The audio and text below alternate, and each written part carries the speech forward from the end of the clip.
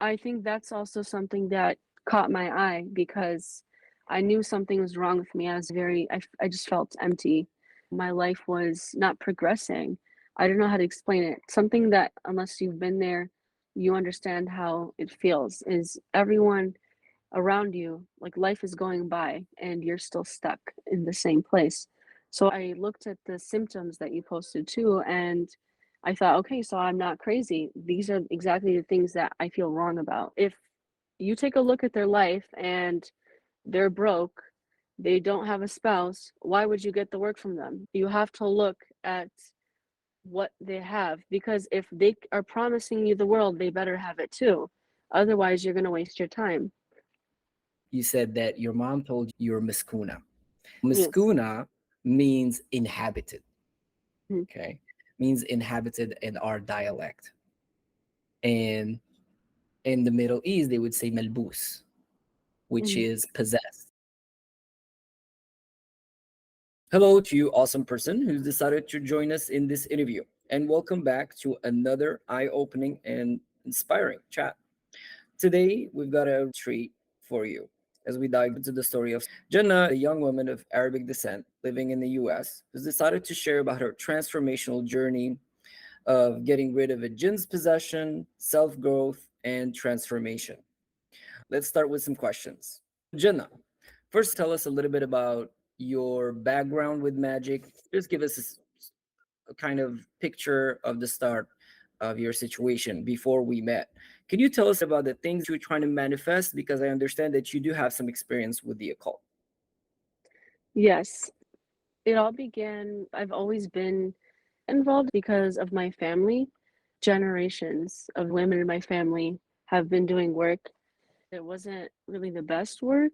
Some of it might be immoral, but people feel either way about workings. I got introduced to it, just a lot of domination, bad magic being done to people, done on my family by other family members. A lot of the work was for specific targets. That's how Mm, I got introduced to it. When I was younger, I knew I was going to be doing the same thing. I always hmm, had an interest towards it, and it was just I don't know. My At the same time, my mother didn't talk about it much. She didn't give me all the details. She'll tell me stories, things that she's done, workings that she's done on who, why, but it's just something that came to me naturally. I literally just woke up one day, I think I was 15, 16, and I started doing it.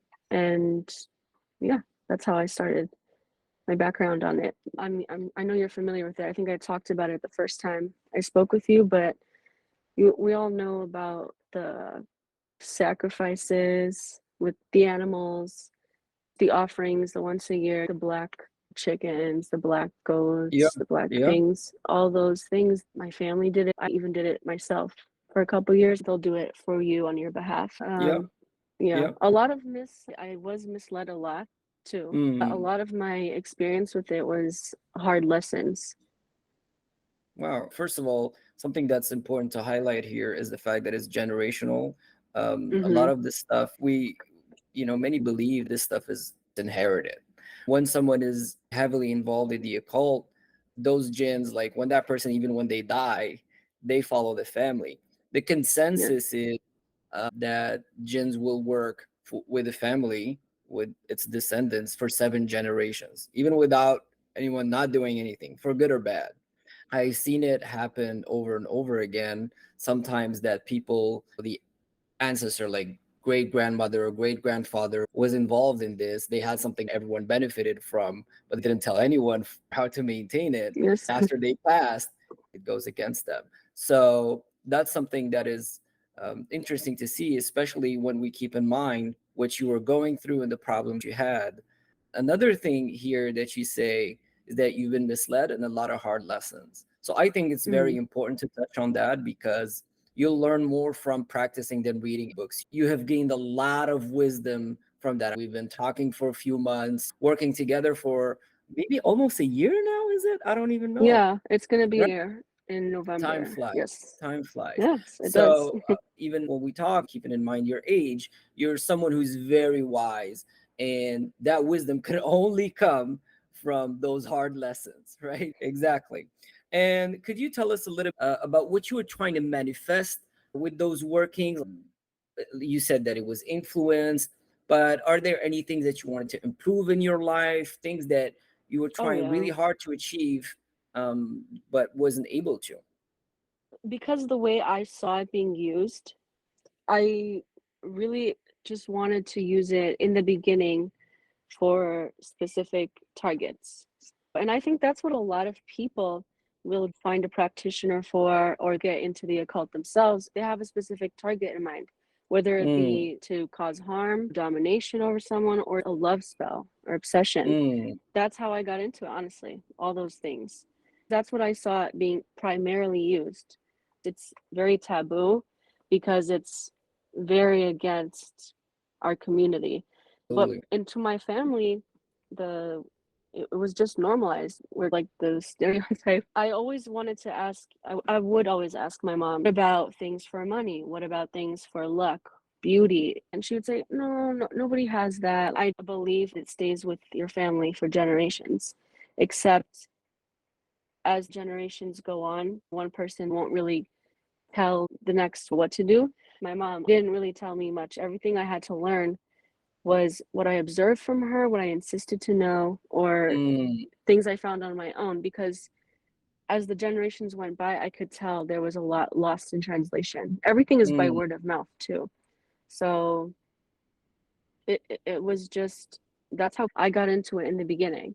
I spent a lot of time doing work for specific targets I see and what you mean. for what would you call it in English? Like spirit guides. My mom always told me, Team Skuna, you have Mm, this one, and she says I have this one. And my grandma, she didn't really like to talk about that one. She was very secretive. So that's what the occult means, right? That's what the yes, occult means. It means secret. yes, And I'll be honest, I made that mistake when I went online. I started talking about stuff, and then I quickly realized when I started offering my services and healing people, like, no, like this yeah, cannot be shared openly as I it doesn't thought. work that way. No, Absolutely not. Then you're like, okay, these guys were not so dumb, right? Like they are actually wise masters of this art. yeah, Because there's like great wisdom behind that. People say, don't lay your pearls before swine, the famous biblical line. But it's not just about pearls, it's really about power. And even if hmm that power gets really addictive, right? When you want something to go your way, to sway them to your opinion or judgment in your favor, that's when you can start to have negative repercussions. I'll be honest, I've had some crazy requests, like yeah, outright harm. Of course, I declined, but that's not the point. The point is, people will misuse it, will abuse it. It is a fact. And even me, as a magician, I see a magical solution to every problem. Sometimes I have to hold myself back. I'm not gonna do any magic on this. Let's just let God take care of it. Let's just the creator take care of it. I understand what you mean. The one holding most of the knowledge is your grandmother. She was very secretive about it. She hmm knows it can be used against her, right? exactly, Like within the exactly. She family. wasn't she wasn't shy Yeah, about that fact either. She was exactly. the one that was I'm the key holder. And as long as Mm, everything goes my way, she controlled the whole household, the whole even the whole family, neighborhood. right? My mom even said the day that lady dies, there's going to be so many secrets, so many things are going to flip upside down. And it's Yeah. intentional. I also believe my mom was very intentional with how she didn't really tell me that many things. I had to go and get Mm, that information because if you were not smart enough, you're not capable enough to maybe not smart, but I would say like self sufficient enough to go and figure out what you need to do, it's not just going to come to you because it's like how you said about the don't lay pearls in front of swine. It's going to fall mm. on deaf ears. So that's not going to be readily available. Everything is by word of mouth. Everything is generational. You have to go and find it. I'll be honest with you, like such wisdom in what you're saying right now, because that is another mistake I made a few years back. I thought that anyone deserves to have this. I thought everyone has what it takes.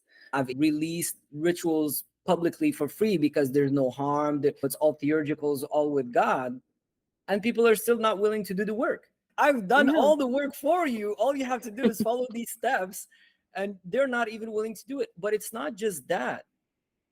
Like, this is not for everyone. You have to read between the lines, put two and two together, have a little bit of street smarts. If you're the person who's taken advantage by everyone in your environment, well, dealing with spirits that you don't see, that you can't hear, is not a good thing for you. Exactly. And some people, they have the results in front of their eyes. The spirits are telling them, like, day and night, pointing their eyes, whispering their ears, doing everything, and they can't see it. It's right in front of them. So it is definitely not for everyone. And I think that is a way of selecting who's going to take the mantle, because even with the masters, in our country, or any country, they have a group of students. They always pass the torch to one of them as they retire or they're close to death. So the Yeah. guy or the girl are following them their whole life, serving them basically as best as they can, and then hopefully they will get selected to give them something. And even then, they might not give them anything at all. But they, based on that, is that relationship of trust and deservance, right? You have to deserve Yes. Work knowledge. for it. They- yeah, you have to deserve it. Like you said, she was holding the keys. She's holding the keys, her place in the community, in the household. Women in Arabic culture is not a matriarchal society. But when everyone marches the tone of your drum, there's something going on. Overcome many odds. She's overcome Hmm. many odds. She's definitely a covert dominant type for a reason, Yeah. and she's involved in that work for a reason. Well, I thank you for sharing that with us, because it's, very rare that someone has learned it from practice, but also someone who has really this stuff running in their blood, literally. Wonderful you shared this. Now, the next thing I want to ask, you said you were mainly trying to influence people, working on targets. I remember something distinctly since our first meeting. You said that a lot of times in my rituals, I would get little niggles, little challenges, little Yeah. problems. And I mentioned, and I recall you said, when I want to do something good, it doesn't work. But when I want to do something evil, it always works, right? Yes. So could you tell us a little bit about the challenges you were facing in your practice while you were dealing with your own spiritual issues? When I wanted to do something, even just thought of something bad, it was easy to attract it, hard to get rid of it. Mm, Whether it be an outcome like that with work, if I wanted to get back at someone, do something like separation, just cause a mental, have someone be distraught, things like that. It's very easy to come by, I felt, or to keep someone locked down. But when I wanted something good, I wanted to, I could maybe get it if I did, but I could never keep it. Even if I mm, thought of something good, I wasn't able to attract it, or it would take a long time. I always had a feeling I had some type of affliction, because whether it be something I tried myself or had another practitioner do, it never stuck. Always had trouble keeping sweetness in my life. And I had no problem mm. having anything bad or something I didn't want. So even whether it be me or my practitioners also worked alongside my family for generations. So people Mm. that were capable, they always had a good word, a good reputation. My Yeah, grandmother yeah, recommended me these people, and yeah. it's still the same thing for me. Sometimes I would get the results and it would just be like breadcrumbs, very temporary. They would go quickly. I knew the jinns or spirits that were doing the work, I could feel that they didn't want to. I wasn't sure if something was blocking them, but if I had even wanted to do something, you could go a while without results and get a little bit of something, and then it goes away. And I could just wonder, okay, did I do something? Or maybe it didn't go away. It actually reversed. I had reverse Wow. effects a Okay. lot. That's when I started to wonder, okay, there's something else here Uh-huh. besides just a failed working, someone not Absolutely. having the correct knowledge. It's the fact that it not only not happened, but it did the opposite. Definitely a few things to highlight here. Back in Middle East or Arabic cultures, like you said, this stuff is taboo. For someone to have a good reputation, it's all word of mouth. They're not putting ads in the paper. They don't have websites. It's all word of mouth. So when someone recommends you someone, it means like they can get stuff done. These practitioners usually have a few tools. Those tools are spells. Some of them just have 6 spells, and that's it. Yeah, And that's what they do with those 6 spells. When someone comes, they fit them in one of those spells. I don't do spells. Why? Because when they work, they fade away, quickly fade away. But here's the thing, and I'm explaining this for people who might be experiencing the same thing with work that they do themselves or work that they get done by other reputable professional practitioners. If you see the results coming and they're getting blocked, there's more at play. And if it's yeah, not, if it's or more, it's not because everyone's a scammer. It's not because everyone's a liar. Sometimes people, they come to me, they're definitely. like, I've been scammed so much. These guys just took some money from me and never give me any results. I'm like, you should really look into possibly having a spiritual affliction. That's going to block everything good in your life, as you said before, even getting something bad, or even sometimes something that you were worried would happen. It's as if you've given a mental message to the universe, this is what I want to happen. Yes, that's Right? not. Exactly. And you're like, do I have some kind of bad luck charm? What is happening? Yes, The breadcrumb you're talking about, the inconsistent results, is what I call pouring water into sand. The jinns are trying to give you the result, but because you have a blockage, a spiritual affliction, their job is being sabotaged.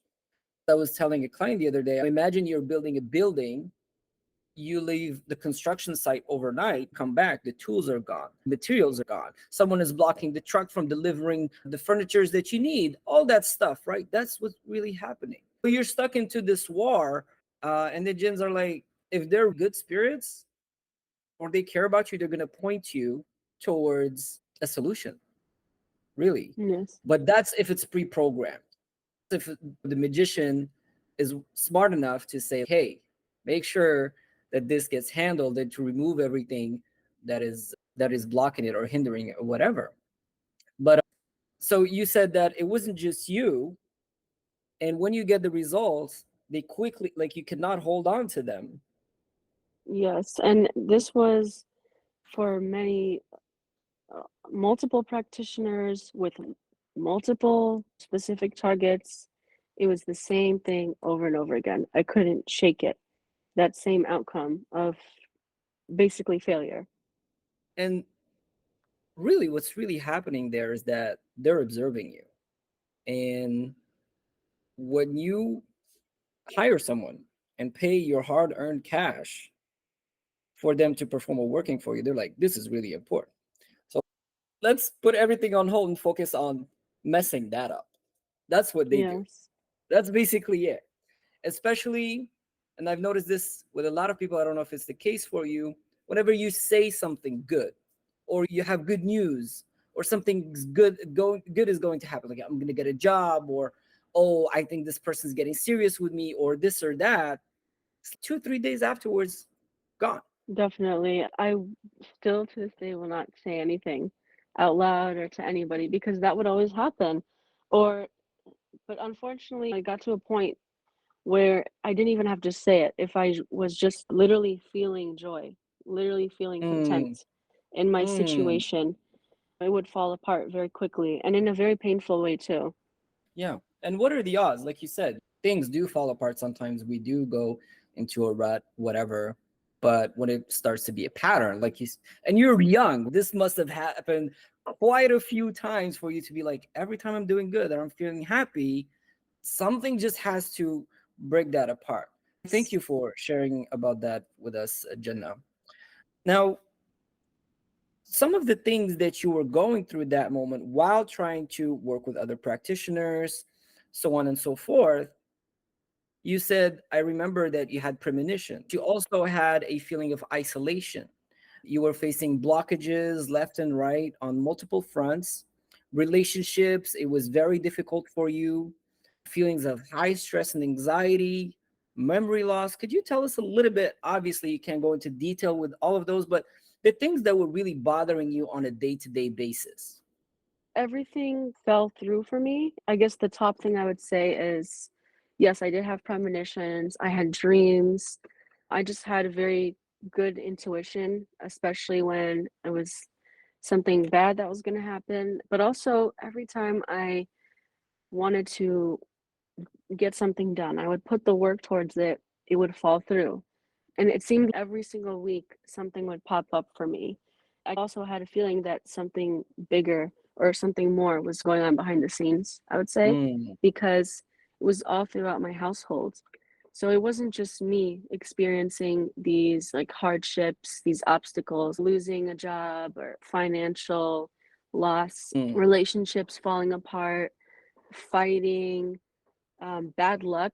That was another thing. I just felt like I was the most unlucky person ever. It was also my family, things that mm. happened in the household. Every time my family would take one step forward, it's like we took two steps backwards. Yeah, So I knew, there's something behind the scenes. And definitely. And especially when you're comparing yourself to your peers, people your age, your friend group, yeah, you're like, why is it so much harder for me? Why is it so much harder for me? I have to, and even if you put in the work, like you said, even when you're putting in the work, things just fall apart for circumstances that are totally outside of your control. So yes, I, always out of my control. and something important to highlight here are the premonitions and having good intuition, having good feelings about people, like accurate feelings that, okay, this person's no good, this person's a good person. This is, dare I say, a good side of spiritual afflictions. People have premonitions, people have that very high intuition. Like when, especially in the moment, you think something's going to happen, like 3 minutes later, it happens. However, the problem is those dreams, those intuitions, they also get hijacked for them to influence you and influence your path, your life in the way that they want, because they do have an agenda, as you've seen before. Sometimes you want to go left, they want to go right. You want to go right, they want to go left. And like your whole life changes 180 degrees in the span of maybe just a few days. So this is something that is characteristic of the type of stuff that you're dealing with. And I want to know, now that you mentioned other practitioners, what solutions have you tried? Because you established, based on your own life experience, the day-to-day struggles you were going through, that okay, there is something. So I'm assuming that you have tried to solve it some way. Did you try a cleanse, like with these practitioners, or for Yes. yourself, unhexing? Could you tell us a little bit more about that? I did try some things. I didn't, for cleansing, I didn't really do much because I just didn't know who would do that.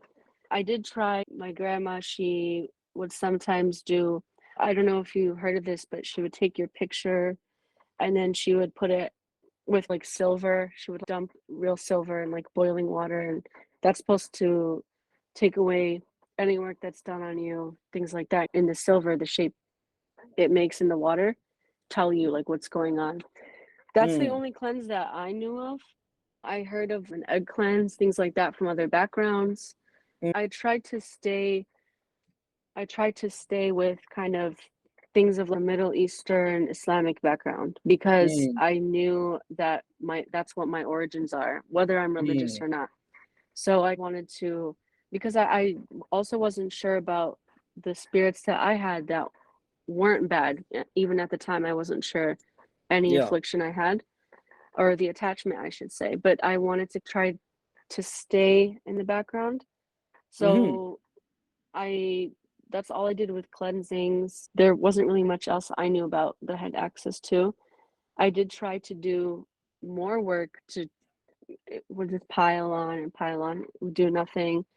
Mm, I tried readings. I still do readings, honestly, just to navigate my yeah. life and Yeah. see if I could avoid a outcome I didn't want, or if I could make help me make a better decision. And so you say you did egg cleanses. Those are really popular in Western esotericism, but there are egg cleanses in Arabic Mhm, magic. I've seen those performed by practitioners. The silver makes sense. I've seen people use lead, but the silver mhm, in this case makes sense because it's the moon's metal, and it would attract everything away from your energetic field onto it. Did you feel any improvements after doing those? Did you see things going better? Anything that helped? Again, it was just like with the workings I had done, Mm, kind of temporary. I would say it's like a Band-Aid effect. It was temporary yeah. relief. I would feel good afterwards, maybe just a better mood, better mindset, but of course that wouldn't last long. It would be a few days and you have another problem come up, or you Mm, feel the same way. You would just start to go back to feeling differently about people, maybe sabotaging yourself. It just doesn't last long. And that's also how I knew there's something more, because let's say I had done the cleanse, I feel a little bit better. No, it's something else mm. that's continuing this. Sure, that's sound thinking, in my opinion, because, like you said yourself, it's just a few days. And what is happening again, because I know how they work, right? They're very Machiavellian. They don't give Mm, up. They yeah, really don't, right? you don't. You plug the hole from here, they're going to pop up from there. Maybe during those 3 days, they can't touch you on an energetic level. They can't make you feel bad or depressed or stressed out or anxious or whatever. But they can certainly go and affect your colleagues at work, go and affect Yes. your boss, go affect your family. So all of a sudden, your family is all high strung and stressed out and lashing out at each other, having arguments or whatever, because they can affect our lives in so many ways. It's crazy. And for them, this is their work. This is what they do. It's like their profession. So someone who does this as a job knows what they're doing. They have procedures, literally. All this to accomplish what? First of all, to move us away from God, because many people think that God has given up on them. At that point, they're like, man, he really doesn't like me. Why am I going Yes. through all of this? When you're making prayers, you're trying to attract some baraka, some blessings, right? It doesn't work. You're like, man, this guy has turned his back on me. That's the first thing. And the second thing is to create complete despair that there is absolutely no solution for you. I'm sure you've had that recurring thought, as many people Yes, I do. did. I can never shake this. I can never get rid of this. They get you to a position where you feel completely overpowered and you just give up. And that's when you're most vulnerable, that you're just going with the flow. Then you're like, okay, bring it on, guys. What do you want me to do? What are we going? So I totally understand how frustrating that must have been for you, especially at a crucial age where you're preparing for your professional life and everything, right? You're trying to set yourself up for success. It gets really frustrating. Yes. Now, you did do these cleanses, and I'm sure that basically you thought at some point, I'm just going to do so much magic, trying to pile it on, like you said, outweigh the bad with the good, right? And Yes. that process, I think you have a lot of experience to share in dealing with spiritual workers, because like you said, of them came highly recommended, referred to you by loved ones, close people that you trust. But you also mentioned, I remember, that you've been burned by occultists, magicians, spiritual workers. Can you give our listeners some advice on how to prevent that? Like some red flags, some sign that you're like, you know what, on second thought, I should have seen this coming. Could you give us a little bit more insight into that process? Definitely. I think if there's anything I could tell the listeners about, it would be this, because I've been burned in many different ways by many practitioners. So I would say the first thing is take a look at the actual practitioner's life. Obviously, I know you as a magician, you're not broadcasting your personal life and what you have going on, of course, but you should be able to see how this person is carrying themselves, if they're organized, if they're telling you, you go to someone to get work done so you could have financial help, you could increase your money, or you go to someone because you want to attract love or anything like luck, whatever. If You take a look at their life and they're broke, they don't have a spouse, why would you get the work from them? You have to look at what they have, because if they are promising you the world, they better have it too. Otherwise, you're going to waste your time. So that's my first just big, you can't overlook that. You have to really look at the person. Another thing I would say is, I don't know if this will be controversial or what, but I We're all would about controversy here, so go for it. I mean, I would say maybe if this is inaccurate, but do not give up on doing work on a specific target. Mm, For multiple reasons, I would say is one, if you're trying to avoid being burned by a practitioner, when you are looking to do work on a specific target, in my experience, whether it be for love or domination, it's putting a target on yourself to a predatory person who's going to want to take advantage of you. And this could be for, oh, they're desperate. I'm going to milk this all I can. Or you want to do something back to someone. This person's not that great. So I'm going to see how much I can drag them along, especially if you were like me, you got work done from practitioners overseas. They come from like a certain level of, just to be honest, poverty. They're gonna mm, really think they're from a Western yeah. country. I'm gonna take what I can from them. I'm gonna promise them the world. They will do things like they will do anything to elongate the work that you want done for them so you can keep sending them money. That's another big way you'll get burned. I would also say, like, tagging onto that is, be careful of what information you are giving them. So look at testimonies, have a discussion with them at first, because if you send them like your picture, your mom's name, your whatever clothes they ask for, they will do work with your stuff so you can like them more. You can send them money. If you want to do work on a specific target, they're going to make you more obsessed with the outcome or more obsessed with the target so you can continue to stay with them. They will do work on you so you can stay depressed and you'll be locked, you'll be by yourself. So you can't find anything else because they want more money. You can't take that from anyone. If you can try, you can take years to do work. Even the best person, if someone doesn't want to do something, that person is literally going to die before you see the results that you want. So you have to ask yourself, is it worth, is it really, let's say you want to do a specific target, you want to do work on them, so it's like a love interest, you want them to come back or something. That's something that's very common, especially in our community. Is it really easier to continue to do the work on this person versus finding someone else? It's really not. So I that's mean, how I look, would say, stop being burned by practitioners. I'm never ever doing those things again. I'll be honest with you. You hit so many nails right on the head. If someone lives in a shed, Really no live in a shed. family, right?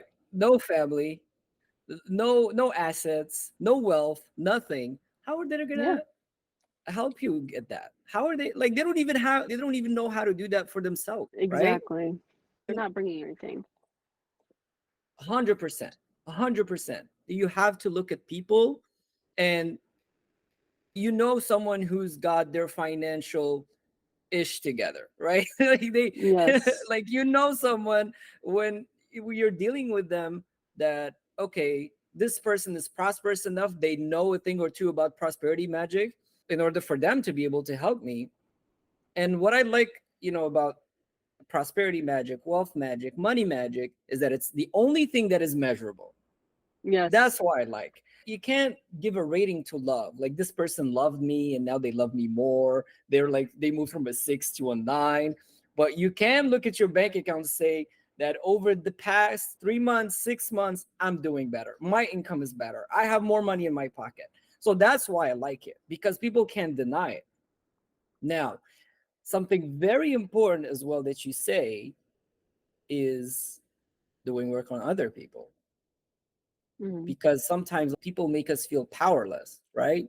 We've used yes, all our charm, we've used all our manipulation tactics. We're all to some degree like that as human beings. And then you're like, man, what am I going to do for this person to like me.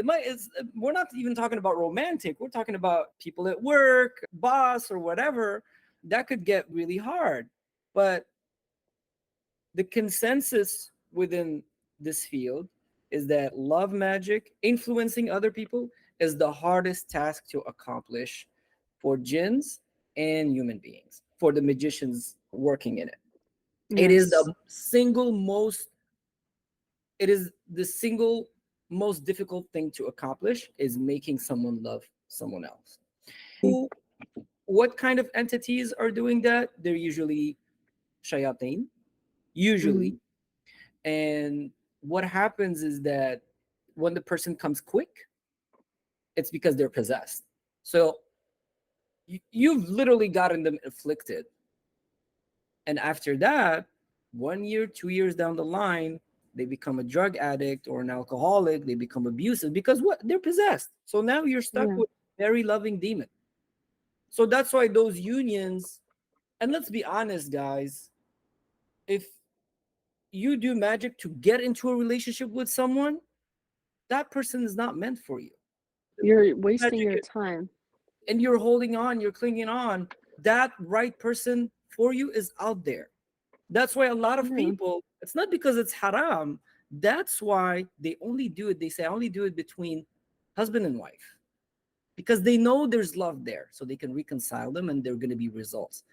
And the Yes. best results I've gotten for love magic is when people are married, they're already in a relationship, they fell off, brink of separation, so on and so forth. And then, boom, they come back together within a few weeks. Where someone who promises you, I'm going to get this person back in 7 days, 21 days, or whatever time, Yes. they're getting that person possessed 1,000%. And this is why when people come to me, they're like, I want this person. Obviously, I have to meet them to know if they're lying. There are a lot of crazy Yes. people out there, like Definitely. psychos. Yeah, some sick people. I'm serious. I'll always give them two options to see the level of obsession this person has. Is either we make you forget about him or her, Yeah. right? So you can move on with your life, as you said so wisely, or we can do something in general to attract a suitable partner. Because at the end of the day, what do we want? We want choice. We want to Yeah. feel desired. We want to feel loved. We want to feel valued. And then you can really have your pick of the lot at which person that you would like to be with, instead of focusing on this person who I don't know what they're doing. Like they're seeing four other people or five other people behind your back. You don't know what's going on in their life. And even then, for it to work, both of the people have to be spiritually healthy. We don't know if the target has a spiritual affliction. And I can guarantee you that whatever magic you do on them, they're not budging. They're not coming. That's another thing I would say to consider if you don't want to be burned is you're saying that you will feel the person and their situation out.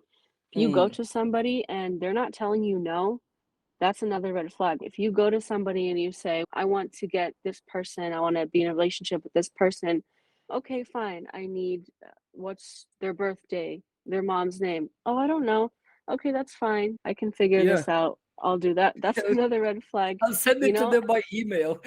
Exactly. And how you said that person is possessed, it's almost never love. It's just obsession or Mm, sexual magic. It's nothing mm, that's real. And when you do that kind of work, it's like how you said, like they become a drug addict. So now you're stuck with this loving demon. That's how mm, it is. It's just not going to work out. And you want to like how you said you test out the person's level of obsession, you give them 2 choices. yeah. If they really truly their intentions is to feel love and be in a loving relationship, just if that's the example, they are going to be okay with being doing like a general work for love. Yeah. But if they are stuck on this person, they probably don't have the best intention. It's just with their ego, they're looking for something. So that's something I think that should be highlighted too. Very well said. And I'll be honest. the best results I've gotten in that regard, love, romantic stuff, it was always general. That the people are like, Yeah, I can because be it's for happier. you. I couldn't be happier with the person that I am with today. There is literally no way for me to be with that person in the relationship today without magic, without that specific magic we've done. These people promising, very important. They say yes to everything. Oh yeah, no worry, I'll do it. Yeah, don't worry, just send the money. It's gonna be right there. Yes. 5 minutes, he's gonna call you. 24 hours, he's gonna call you. Yeah, just send the money. Don't worry, I'll get it done. And then, boop, next thing you know, you never hear from them again. They disappear into the shadows. So, very important last point that you mentioned.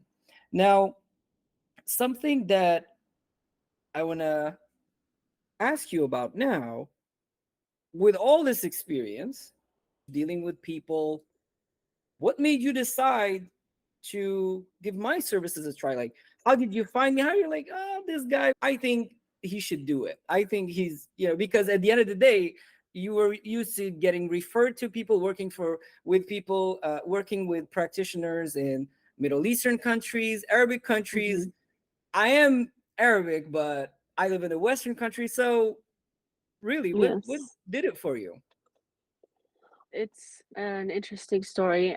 I knew that I was going to meet a man, like a mentor, to help me because I do readings and stuff like that, and I've had readings done for me, and I knew that I was going to meet someone to help me.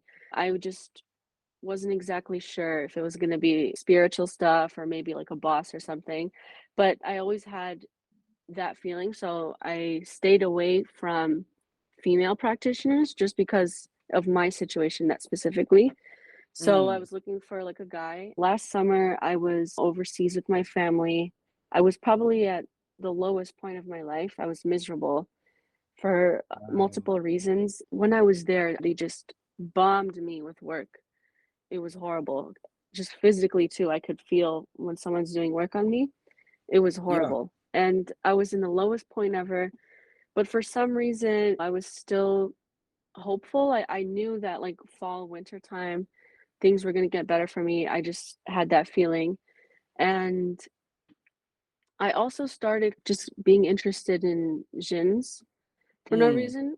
And I was just researching them. I also was researching the ones that my mom said were in our family, which I said Sidi Maymoon is one that I brought up with you before. mhm. So I just had the urge to look them up a lot. And I didn't really know why, but I knew that I was interested in them. And that's also why I knew I had an affliction too, was because I was like, I don't know why I'm looking these up. Maybe like there's something I had to research, but one problem is language, and Yeah. another one is the availability of accurate information. Because Mm, this stuff is, if this stuff is, you have to know by word of mouth. You have to be taught it. You're not going to go on google.com and look up this and that and you're going to find it. It's something that you find, okay? So I was researching. I finally get home that fall. I just can't stop looking them up. It's been like 4 months. I'm still looking these things up. I gave it up very quickly and I just said to myself, you know what? If I had put this time and energy of doing work into myself, something more useful, my life, I would probably not be as miserable as I was now. Fast forward to the fall, I'm back. I'm continuing to research Jin Kings, the seven Jin Kings. I'm looking them up. I just want to learn about them. And I'm looking up practitioners, but I don't really feel like interested in them. And so I decided, you know what, maybe I should find some books. So mm. I'm on Etsy and I'm looking up books. I'm looking up things that are more like informational versus just someone like, oh, buy my spells. So I thought maybe I'll at least, if I can learn about the ones that I have, that way I could, because I was also like praying and just asking them too. I would light like a candle, see, because I didn't at the time, I didn't know what they liked. So that was me trying.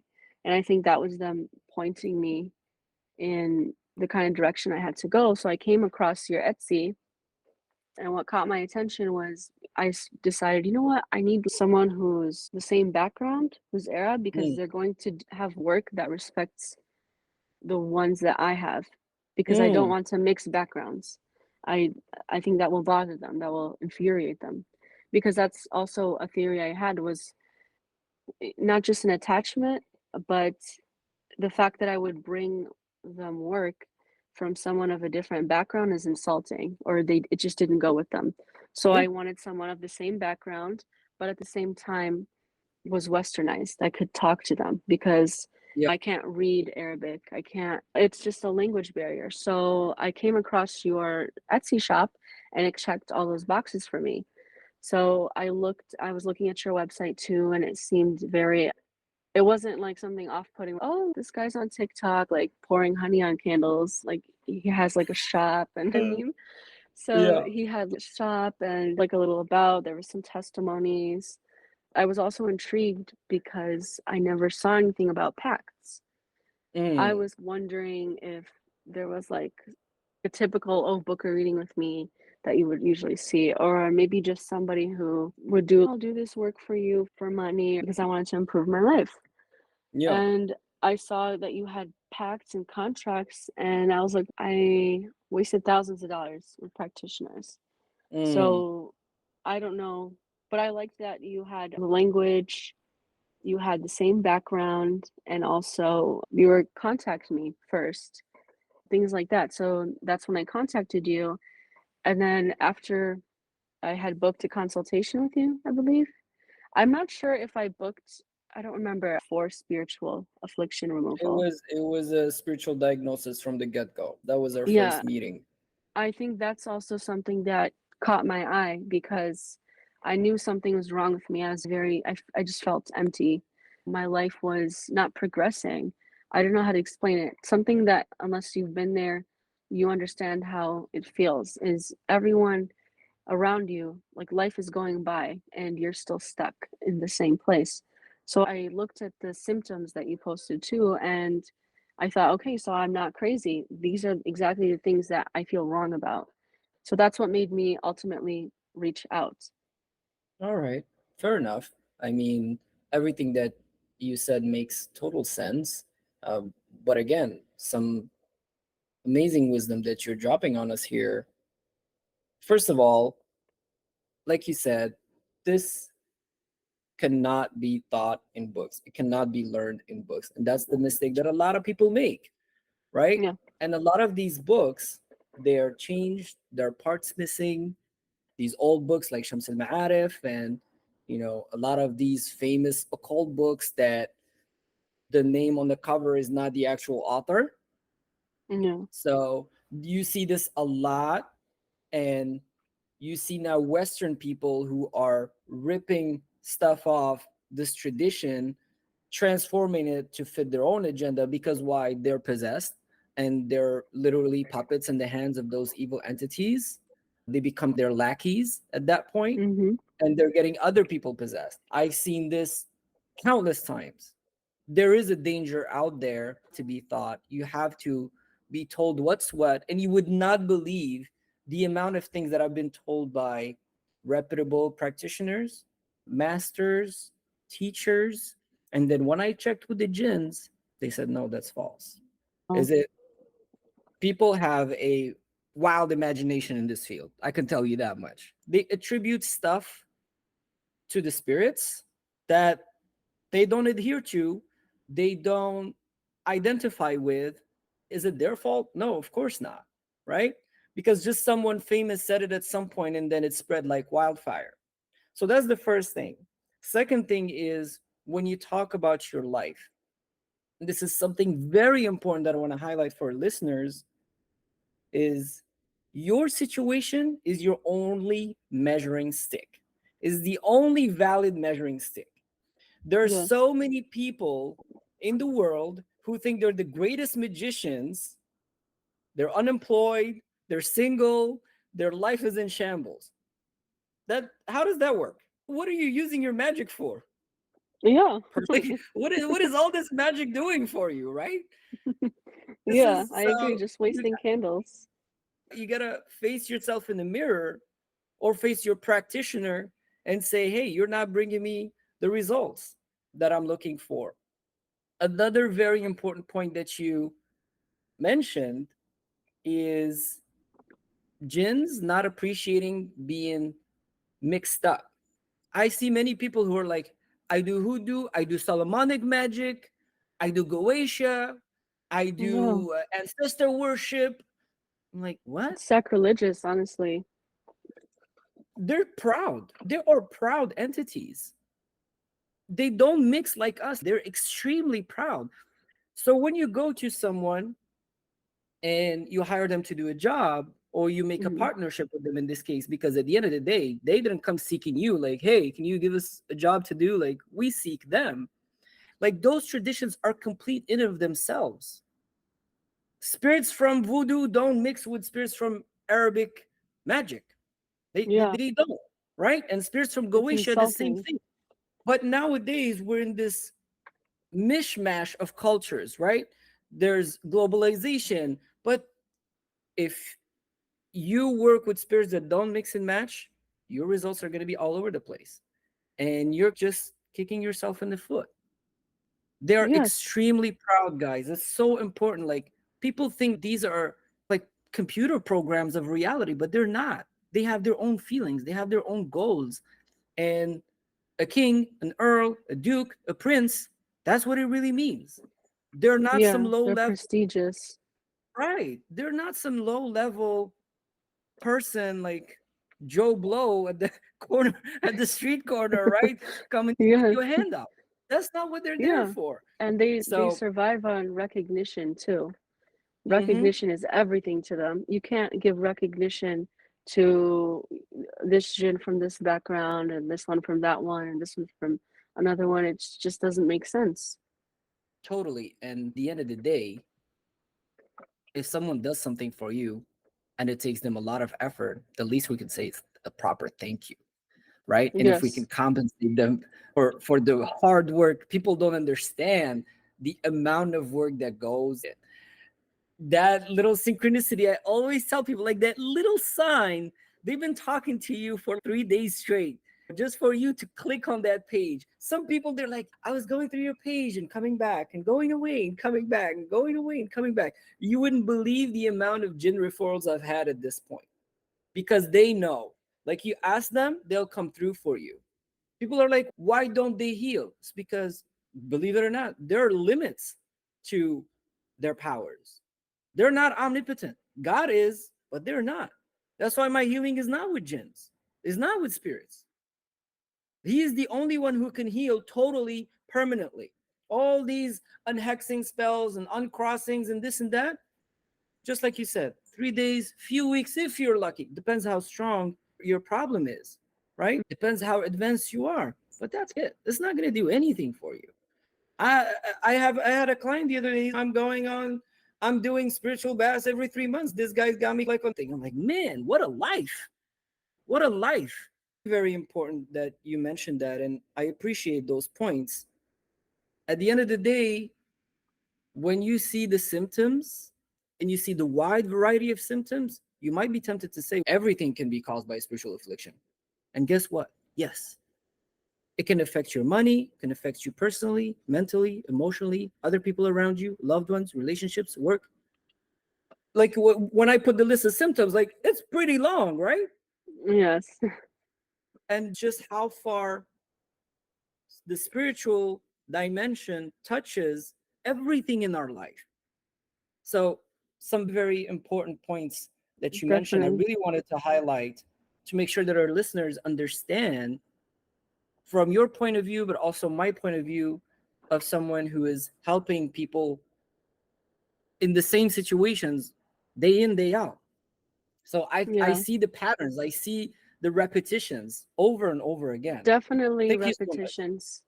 Definitely repetitions. That's another thing too, is if it's just one area of your life, okay, maybe that's a weakness for me.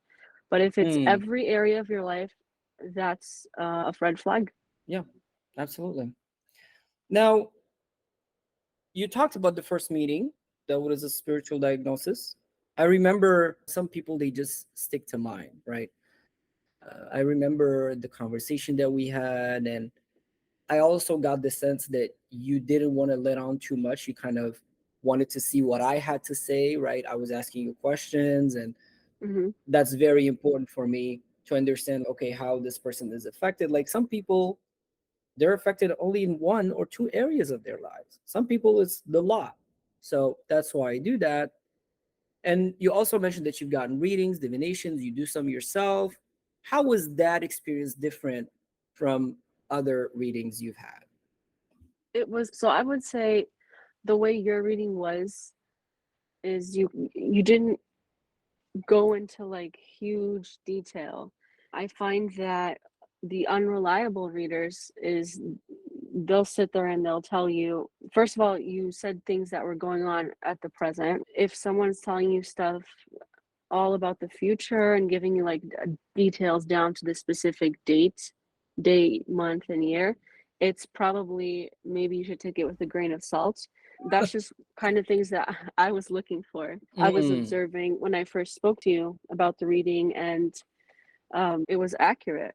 I did have those things going on, and yeah, I would say the accuracy and the way that you give it out, like, it just wasn't silly little details. You just said, "Okay, there's this, and then there's that. You have this? Do you have that?" Just straight to the point, not getting into any, how do I say it, like, showcasing, "Oh, I can yeah, see this and I can see that." I find a yeah. lot of readers that are unreliable, they showcase, like, "Oh, I'll tell you this, I'll tell you that kind of thing.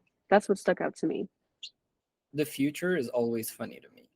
It's always funny because it's clearly said in the Quran that only God knows the future, and He will tell a few of His servants if He so chooses. It's on a needs to know basis. So you have Yes.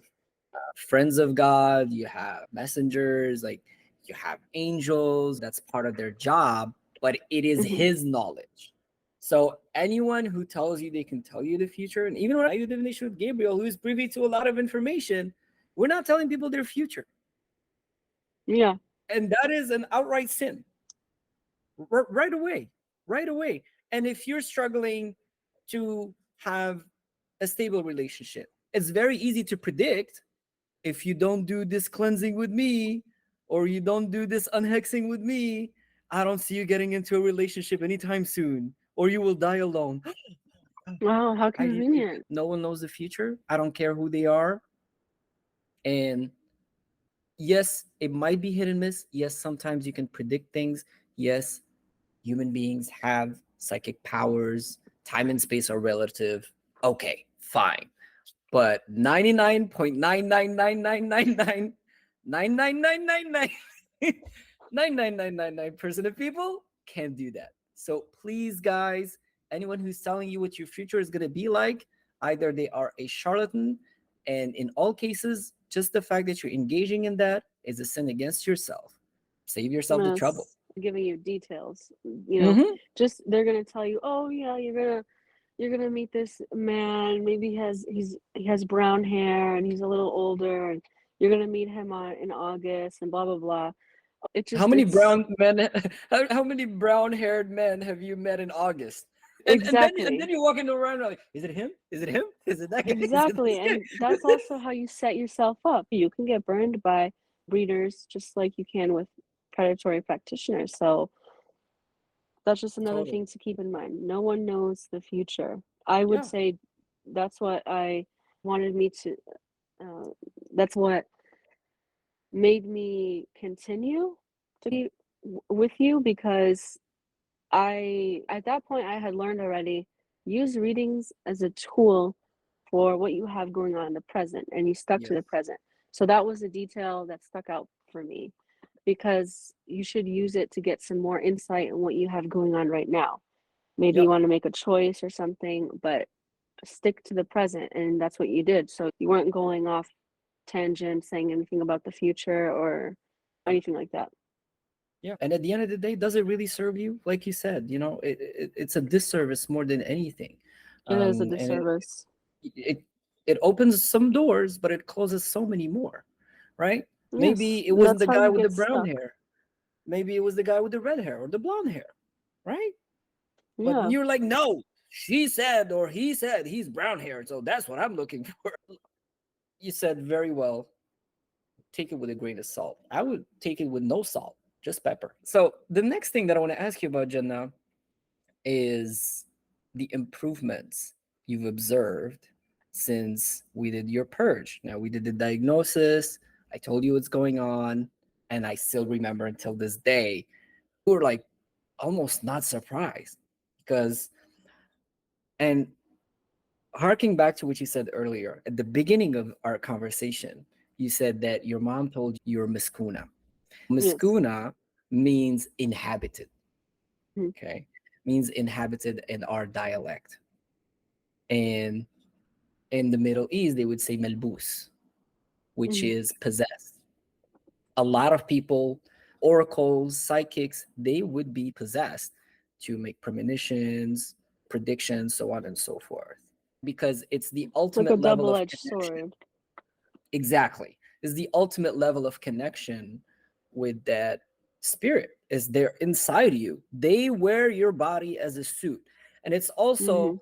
the ultimate progression or evolution of any spiritual affliction. It starts with a touch or magic or whatever, but down the line, if it goes unchecked, untreated, it evolves into possession. And you said, I remember even your face, you're like, I knew it. Because careful to tell people possession, because when people hear possession, they think of the Exorcist movie, right? They're like, Oh no, yeah. like that. That's not it. It's so subtle. They're eating through you, living through you, breathing through you, thinking, talking, doing everything through you. That's what they're doing. And then you started talking about the stuff. You said, sometimes I would say things or do things and not remember. I would have these little blips of memory, right? You told me about Yes. that. You said Yes. sometimes I would even laugh out loud or do things. So Oh that yes, just I clicked would for you talk right out then and loud. there. Yes, of course. Yes, this is exactly how I feel. I wasn't surprised at all. You were right. I would talk to myself. I would just say random things out loud. I'm like, where did that come from? Yeah. It sounds silly, Yeah. but it's what I lived. Yeah. So that's possession, guys. It's not turning your head 360 degrees, okay? That's not Yeah, and that's floating. Hollywood No. stuff, guys. It's not walking up the walls. Although there are some stories of people that it happened. I haven't seen anyone personally, but when I deal with people, possession, it's usually dealing with the same issues as you. Can't get in a relationship. I've met very nice men, very nice women, could not hold a relationship for their life, and everyone Yes. just walks out on them, like they ghost them even when People marriage is turn a on plan. you. Yeah, even when marriage is a plan. And some people call it arid as well, which is like a blockage. It just arid really means an obstacle. It will Hmm. just block everything and anything that you do in your life. What it wants you is to stay in your room, suicidal thoughts all day, and total depression, so then it could just work on you. No one Yeah. else. It just feeds off your energy and your despair and your fear and all that stress that it's creating is feeding on it. Yeah. So that called for an advanced stage of the spiritual purge. I want you to tell us a little bit about the effects, the improvements you felt, especially in comparison to the stuff that you did before, that you're like, you know what? I'm getting healed. I'll be honest with you. The purpose of this question is because many people, they can't even believe that they're healed. They get paranoid. They're like, I think there's still something there. I'm like, you are healed by God's grace and mercy. Give it up. So, if you could tell us a little bit more about that process during, and also how it lasted through time, a full year now, you know that you have turned this chapter, you have gone on to live your life. Okay. the During the process, I would say I was to see, okay, is there a way I can know that this is working? And you did tell me if you have any thoughts doubting this, things like that, don't listen to them, which I did have those. You were right. And one thing that I noticed, especially, is one, people and things were being removed from my life that were bad. And two, the attachment was fighting it. That never happened Mm, to me with previous cleanses. Previous cleanses, I feel better. I'm in a good mood for three yes. days. I'm leaving my room fine. But I'm right back to where I started. When I was doing the process with you, one part of the process is make sure you're completely clean and showered and Hmm. you are able to put on like there's a spray and all this stuff, like the supplies that you sent. All of a sudden in my home, something happened to our pipes. The showers were messed up for 1 week. We couldn't get water. What are So I the was like, odds, interesting. right? What are Yeah, the odds? that's when I knew this is working because it wouldn't try to fight it so hard if it wasn't. I even had fainted in the middle of a shower because Wow. and I had dreams of a man talking to me, like being, "Oh, you don't want to talk? You don't want to talk?" And Yeah. this very just well dressed, like very well polished man, and there was a woman too. So I felt like maybe I had one that was both, or I had multiple, whatever. But Hmm. this Hmm. stuff happening after I start the cleanse with you was not a coincidence. I don't believe in coincidences. So Meaning, it was fighting. That was the biggest indication. That's what sold me. Things were happening to sabotage my consistency with it. Obviously, it was yeah. doing something. So that's what made me, okay, this is set in stone. I'm going to continue to do this. So that's what I had for the during process. And after I had finished the process, I don't know how to say it. Maybe I had to tell myself to stay hopeful because it was one of those things where it's okay, it'll be a little bit worse before it gets better. And what I mean Hmm. by that is I I left my job. So something happened where I was like, you know what, I'm done. So and it was a very toxic, very bad workplace. So I had no job. I wasn't really not I wasn't isolated, but I was not interested in what my peers had going on. I essentially started over from scratch. I'm thinking of it as I'm being rerouted. You take the wrong way and then the map reroutes. That's what I spent that month doing. And it felt so long because day by day, I'm not working. I'm panicking a little bit because I don't know what my purpose in life is. But No. after about a month, I rerouted. I got a new job. I met more new people. I stopped talking to certain Mhm. people. So that was the aftermath for me. It's like I started over. It's like I got a second chance at life because I shed all these bad things for me. I am rebuilding myself. So all that time I that was wasted where I had this attachment, everything I had in the past, I was like, I'm discarding that. I'm starting over completely. And that's these opportunities have been coming to me. I haven't yet to see a setback, and I believe I'm never going to see a step back again. I'm just going to keep going forward. I've been building myself. I'm able to get ideas. I'm able to get messages a little bit better. Mhm. You know, when they'll tell you, okay, do this, do that, you see them Yes, more clearly. Everything is more clear. It's like I put glasses on, basically, is what I exactly. want to say. Wow. So many improvements. I know what this stuff does. And also, in comparison to what you were saying earlier about current results and things not going your way or getting blockages constantly. And now you're like, I have yet to take a step back. I'm like, wow, this is amazing. Even me, after all these people that I've provided it to, I'm still amazed by the effect it has on people's lives. And Yeah. yes, there is a pattern of relationships falling through, or circumstances changing. But you said it even before I did, that workplace was toxic. And Yes. when you look back, those jinns afflicting you, they're the ones who put you there. Yes, I think I actually contacted you when I first left that job too. I just knew that I wasn't supposed to be there. So Yeah. I got to start over the way I'm supposed to be. It's like your GPS was hacked all this time, Yes, and now you exactly. reset it, and everything's working fine, and you're going on you Jannah's path, not the jinn.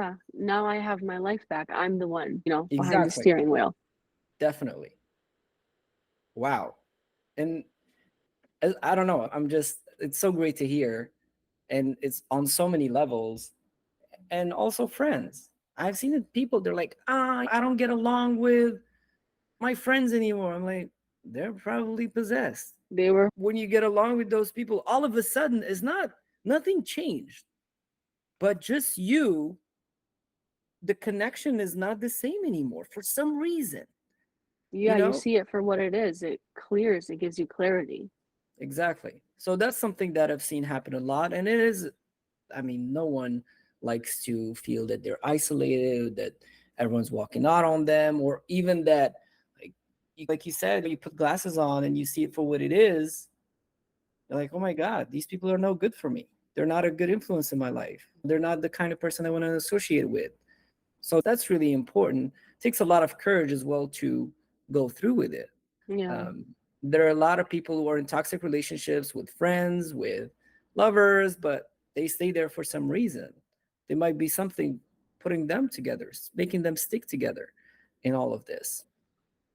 Your life stopped going down, then you hit a plateau, and you're like, what now? And I tell people, like, nothing happens overnight. Your soul is immortal, right? This is on the Mhm. soul level, but your life will get better in the crescendo like way, because we want things to go fast. We want things to happen quickly and everything to just, but the process, there's more to it. So I thank you for sharing about that, Jenna. The next thing that I want to ask you about is the packs that you talked about earlier. And obviously, as has happened so many times over, people, when they go through the purge, are like, this guy's work is effective. Let's see what else he could do for me. So Yes. we started discussing a few things. The language barrier is not always easy. People are not always easy to contact. They're not willing to answer your questions or even just advise you, because they don't care. They just care about the money. Send that money, whatever you want, because at the end of the day, they don't want what's best for you. They want you just to do a working and then realize you wished for the wrong thing. Tell us a little bit more when comparing my process of before the pact, during and after, in comparison to what you've seen before in this field. Before I was right after the purge was finished, like how exactly how you said, okay, let's see what else he has to offer. So I started to look into the packs more, and at this point I knew I wasn't like afraid of the price as long as it was like in my budget. I had no problem spending that because, like you said, I knew the purge worked, and you know, I knew I was being pushed to do the right thing because the money to get like the purge, the packs, it came to me Mm-hmm. just spontaneously, even when I wasn't working.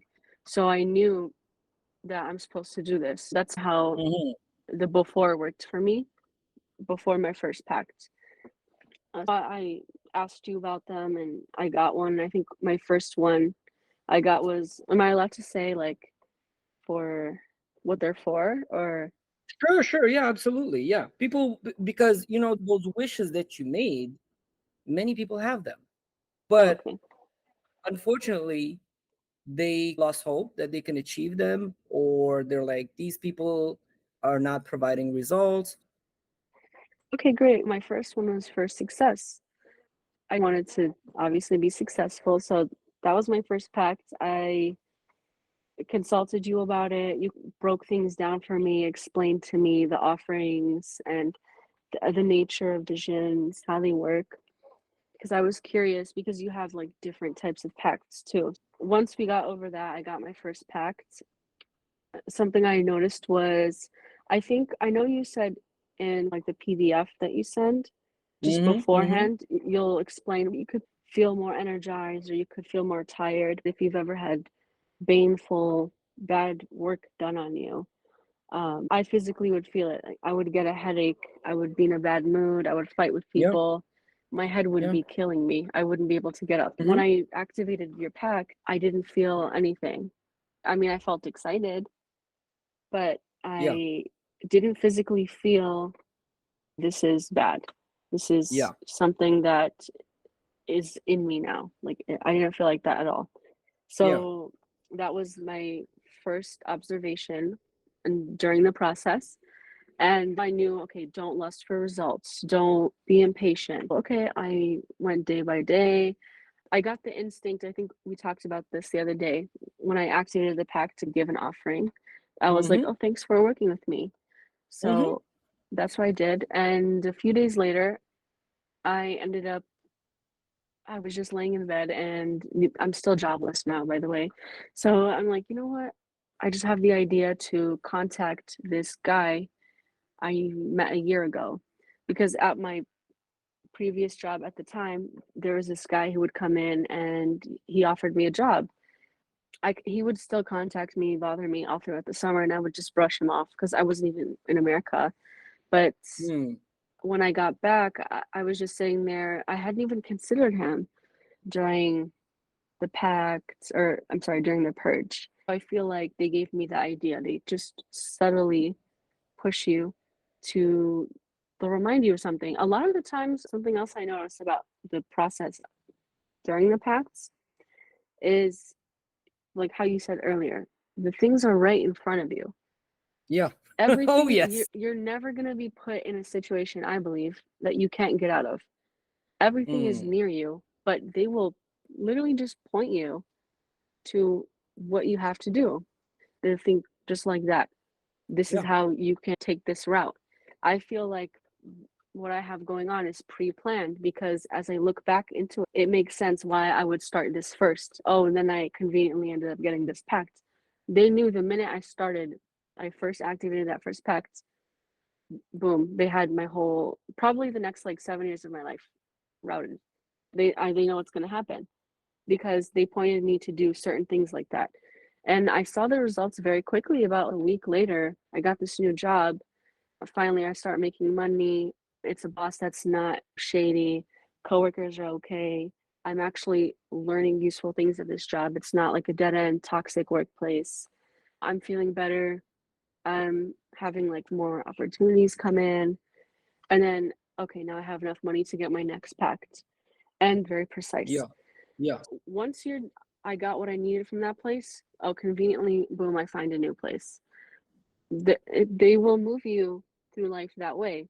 That's just a few things that I got from the pacts. Definitely. And it's very important to highlight the fact that, as you said, they know, first of all, okay, first of all, I'm going to make an agreement with a Jin King or several Jin Kings to accomplish an outcome for you. That is what a Hmm. pact is. Okay.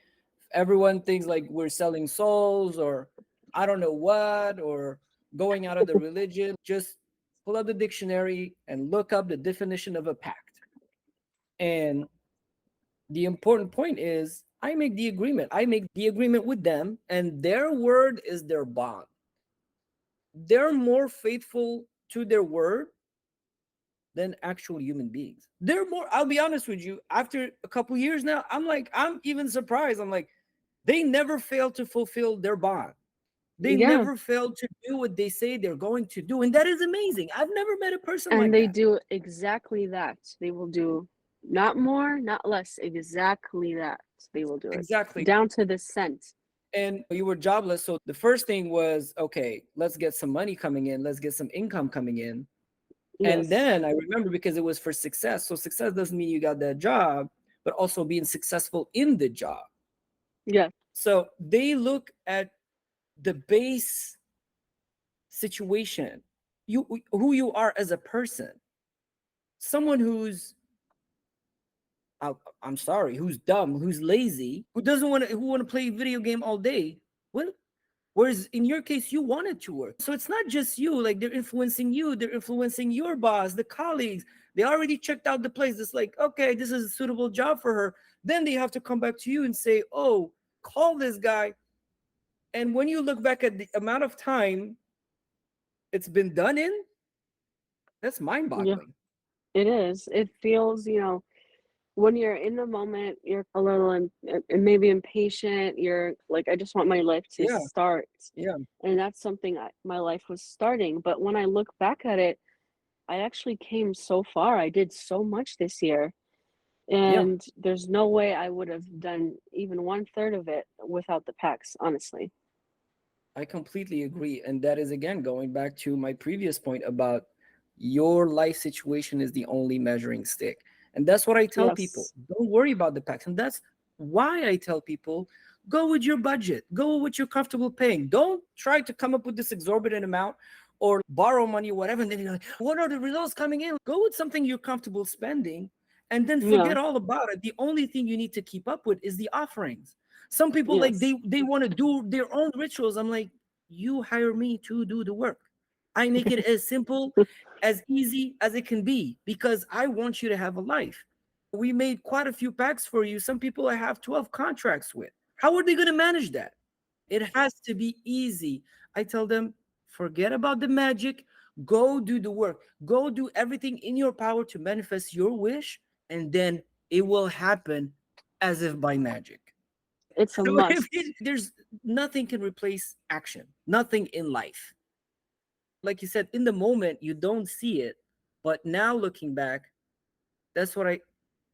It's like watching yourself grow when you're a little kid and you're like, oh, like when am I gonna get taller? For some reason, I was obsessed with that. When am I gonna get taller? I look at myself, I'm the same.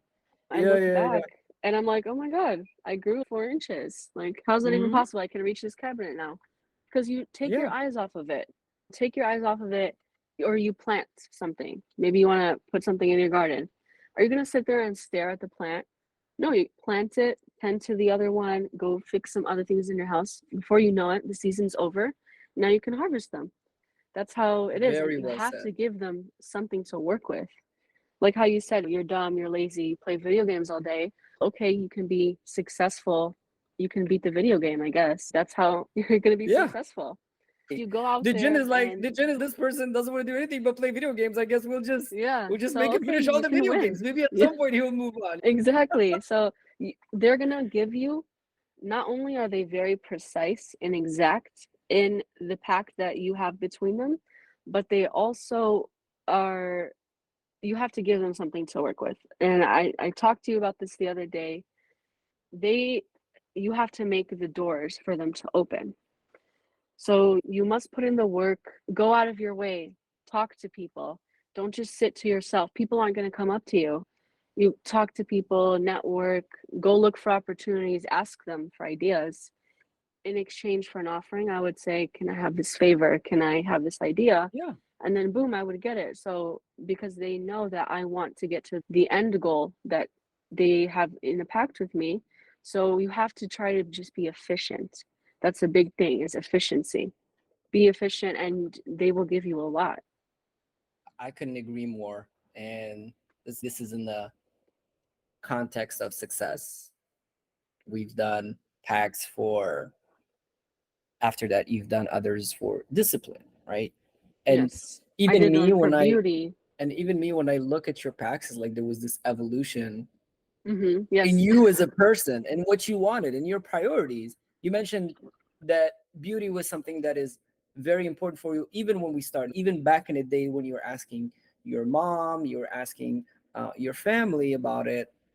Yes. And beauty, guys, it's another form of energy. Beauty is not the looks as Instagram would have you believe. There are some people who are very beautiful, but their energy is off putting. I've had someone the other day in the group ask, can I change my features? This is the creator's job. If there's one thing you can't change, that's it. However, magic can help and increase and enhance how you see yourself and how people see you. Yes, how you're Um, perceived is, I was also like measuring how I was able to see how they worked because of the different packs I had. So like how you said in the beginning of our conversation, finances, wealth, those are very easy to measure. mhm. But you can also see if I am having a pact for success, that's going to take some time to get to me. Yeah. So, what am I going to look at if I want to stay hopeful? Look at the pact I have for my discipline or for my beauty. I literally walked out of the house and I have more discipline to do things that I'm supposed to Mm, do, or people will perceive me exactly the way I asked to be perceived, whether it be for charisma, for beauty. I'm being perceived exactly that way. And that is another way that I measured how things are. And I also was able to measure how much I receive based on how much effort I give. And by that, let's say, for example, the beauty pact. Let's say right now I'm just rolled out of bed. I'll still look good. Technically, I'm being perceived as good looking. But when I would have times where I would actually dress up, I would put effort into my appearance. I'm going to work. I'm Mm, gonna have this interview or something. The reactions, like the difference in the reactions is extreme. mm, So that's how I knew it really confirmed for me. The amount of work that you give them to deal with, they're gonna do. Think of it as like a boost. If you have nothing to boost, you're gonna have nothing results or slow results. But if you already have this immense amount of whatever it is to boost, you're gonna see great things. So that's also another way I measure things. very well said. When you say what you have to work with, as I said earlier, the base level, right? Like where you're at right now, and then when Yeah, they get you, you don't go from level one to level 20 in an elevator. You go to one, two, three, four, five. Your yeah, path for success, it was for an affluent lifestyle. And based on mhm. what you said, I think that you believe that you're on your way to achieving that one way or the other, One right? step at a time, like I'm going up the stairs. Exactly. But now Yeah, you see the difference in how people perceive you, how they react to you, especially on that first impression, the first look. yes. The first, Someone who's like, totally oh, neutral, they're like yeah, blown away, right? So that's beauty. That's a beauty pack. That's magic, guys. They call it yes, glamour, I think, in the West. But we really, if I called it glamour, I don't think you would have had that result. I'll be honest with you. And as you said, it's about being precise. So, and that is a challenge for me. I want to get the person exactly the outcome they're looking for, even though they don't expressly say it. I have to make sure that the jinns act upon it. And discipline, yes, you're doing more of what you should be doing. And I think that even then, after that, you get the first pack, they're like, you're gonna need a little bit more discipline if you want us yes. to get you to that I lifestyle. think that's what I ended up getting, that discipline pact with you, because I would come to you, and every time I have an idea or I'm like, okay, I need to move on to another step, I need to move up a level, I will come to you and I will consult with you a little bit. And that's when I realized, okay, I need some discipline. Like I had literally gotten, it was weird the way I got it. It was like this 1 week, 2 week side job. I made some really good money from it and then I just quit. But I happened to get the money to get that packed. So I could Mm. tell they were like, okay, you're slow. Let's get it together. You're getting in your own way. And you have to, like how you said before, you need to look in the mirror and see what you're doing. I want to be as efficient as possible. So yeah, I'm gonna look in the mirror and see my weaknesses. Hmm. I knew I needed help being self-disciplined for that first pact. You can't really do anything without self-discipline. It's random at the time, but you look back, it all falls together. Yeah, charisma, because success and beauty and all that stuff, they're complementary to each other. If you have charisma, you can get more of your way of people. You can get more of your way with people. You can climb the corporate ladder. You can get promoted, right? Look, Yes. I'll be honest with you guys. There are scientific studies that have proved that attractive people are 80% more likely to succeed. This is a Oh yeah. scientific fact. Okay. So people who are like, no, equal opportunity, BS. We are human beings. We're still cavemen and women living in a digital world. That's what we are. And Yeah. that's the truth of it. All these things that the spirits can help us in, it enhances, but it doesn't replace. And I think that's a very important highlight. It enhances, but it doesn't Enhances, yes. replace. The next thing that I want to ask you about, going back to what you mentioned earlier, is the spirits. You said that when you got baneful work done, you got something malefic, something done on you, work on you, that you would feel this kind of uneasiness, headaches, migraines. I think we're at 7 now in total. Um, Yeah, 7 or 8. I have different teams of spirits. I have divided them in teams, and those teams, they get along together, they work well together, they have all agreed to work together. That's Hmm. why we're able to get these outstanding results.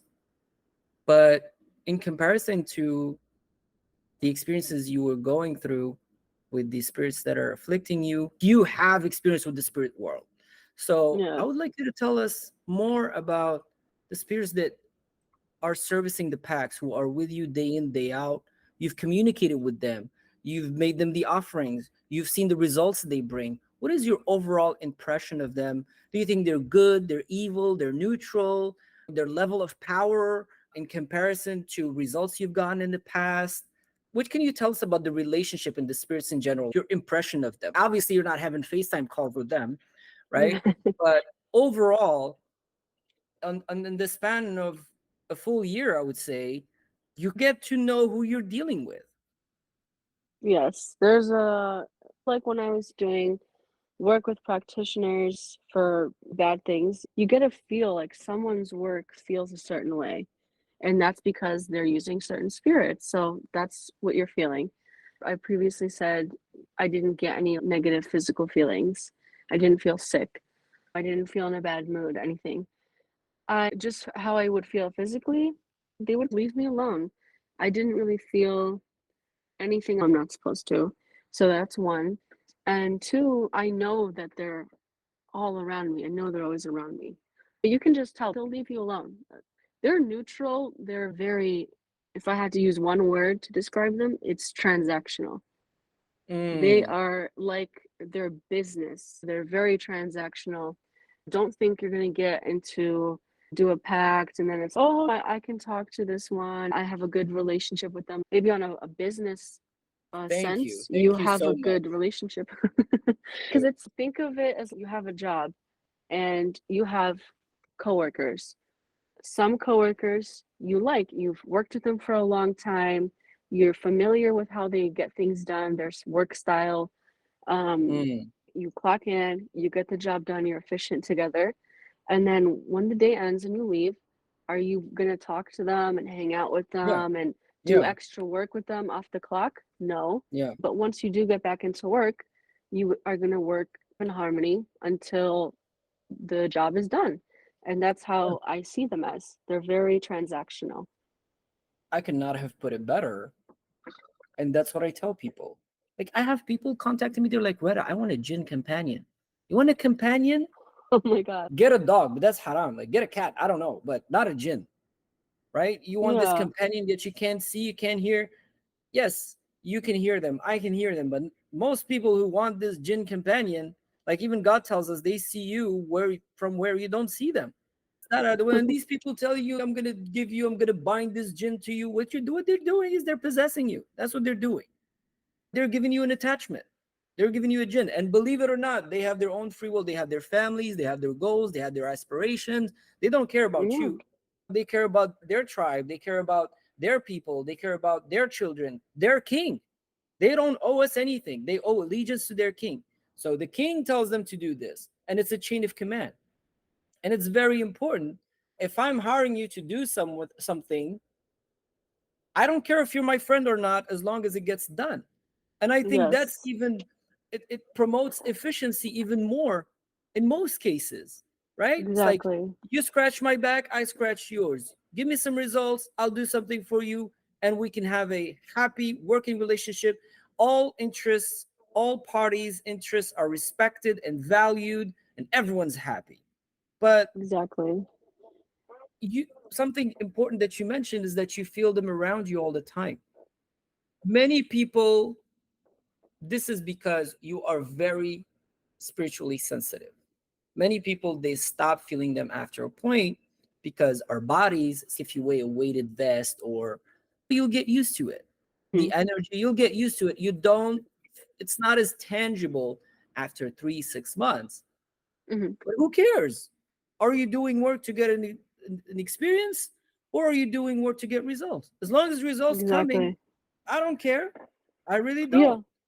So this is so important what you're hitting on here, because people are afraid when they hear the word jinns.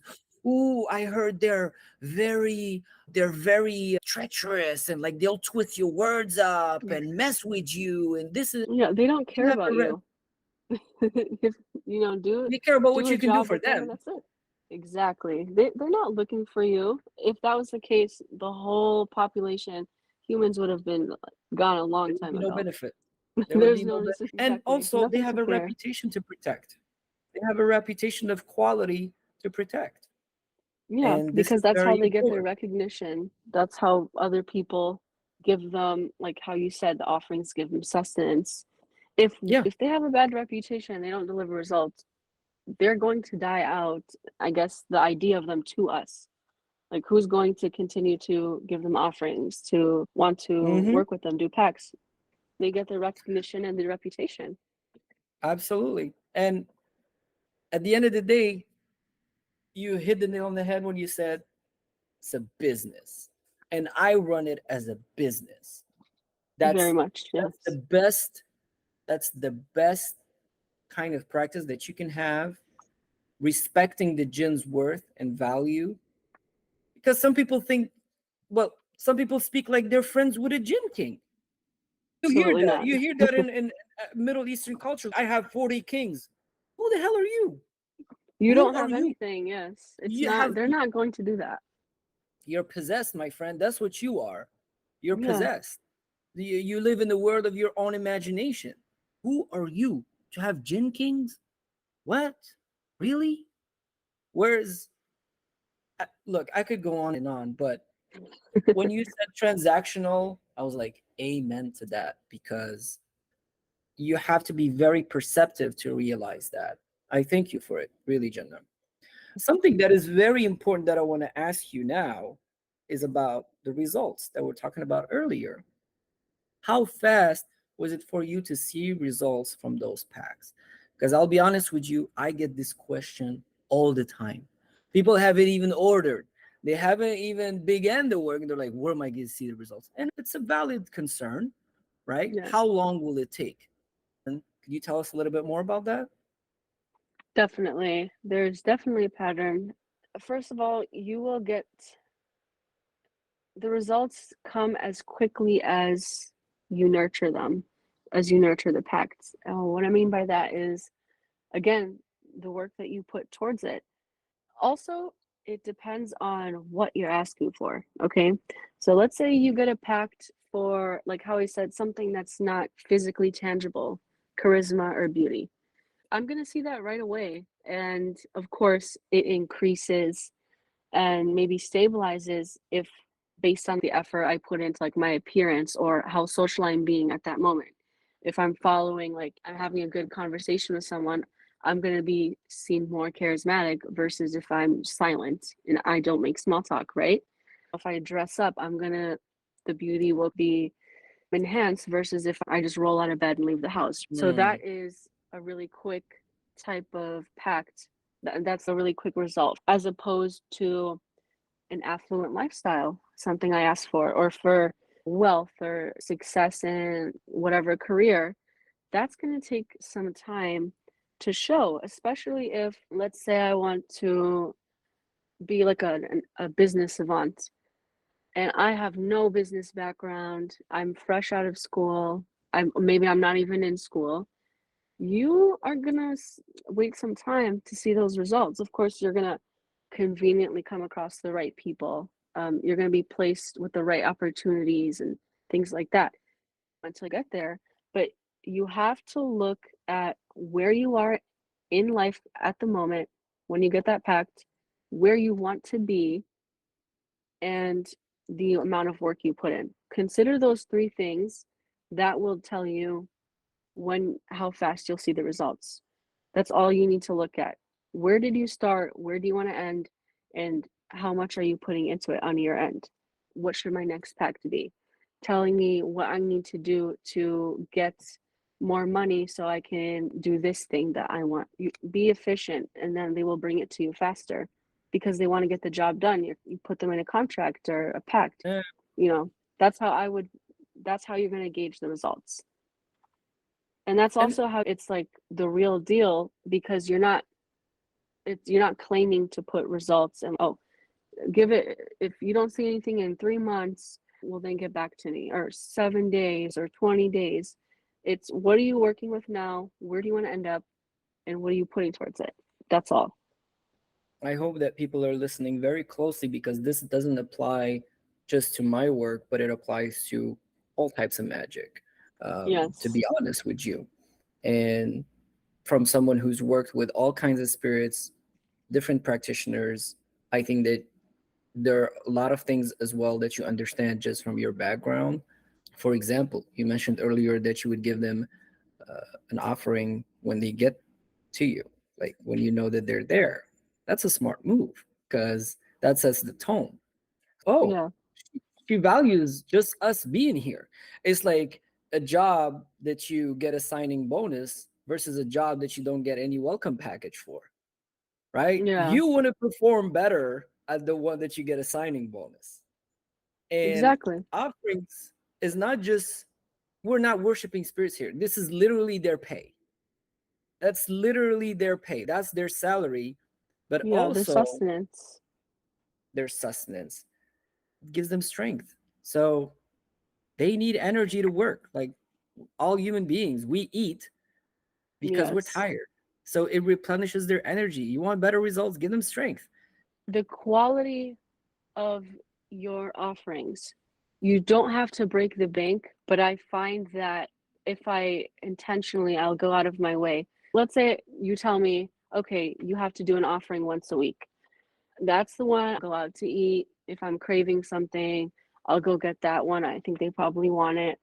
Desserts, sweets are very popular. I Oh, get yes. really good results with that. They love that type of food. I'll just go out to eat alone for my once a week offering and just say, thank you, sit, eat with me, Hmm. enjoy.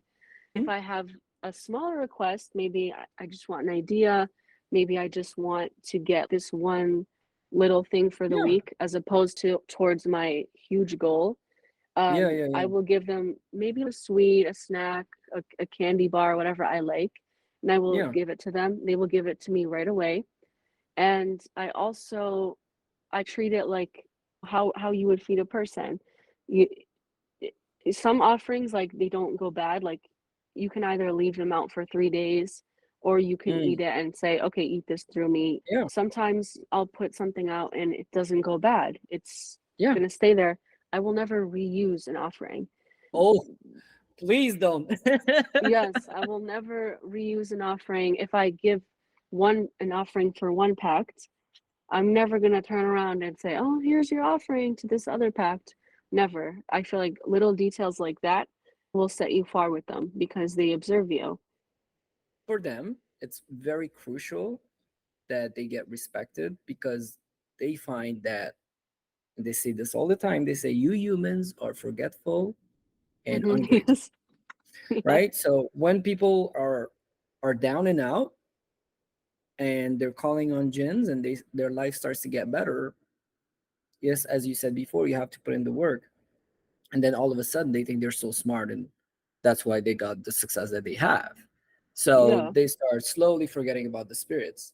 And some of my clients who are, I would say, from the Far East, I Mhm. would make a pact for them with 7 Jinn Kings and they offer a pair.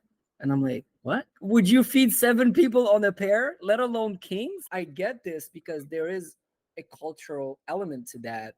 People give fruits, so on and so forth, right?